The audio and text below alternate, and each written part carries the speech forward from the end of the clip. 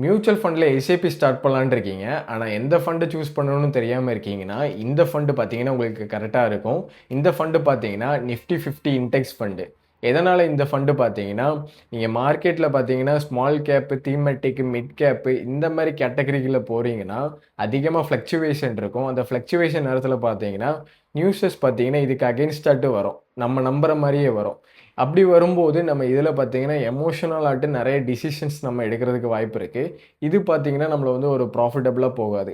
ஆக்சுவலா பிகினரா இருக்கும்போது நம்மளுக்கு நெறைய விஷயங்கள் தெரியாது. நம்மளுக்கு இத நேரமும் ஒதுக்கியிருக்க மாட்டோம். நம்ம வேற ஒரு ஃபீல்ட்ல இருப்போம். நம்ம பிஸியா இருப்போம். அந்த மாரி நேரத்தில பார்த்தீங்கன்னா, இந்த மாரி கேட்டகரில பார்த்தீங்கன்னா, நம்மளால வந்து சரியா பார்த்துக்கிட்டு இருக்க முடியாது. ஆனா நிஃப்டி 50ல நீங்க ஒன்ஸ் நீங்க இன்வெஸ்ட்மென்ட் பண்றீங்கன்னா, நீங்க வந்து ஒரு இந்தியாவோட குரோத் கூட வந்து நீங்க வந்து ஜாயின் பண்ற மாரி இருக்கும். இயர் ஆன் இயர் பார்த்தீங்கன்னா, நம்மளுக்கு ஒரு 11-12% 13% வந்து ரிட்டர்ன்ஸ் வந்து நம்மளுக்கு ஒரு ஸ்டேபிளா கிடைக்கும். பெரிய அளவுக்கு ரிட்டர்ன்ஸ் இருக்காது.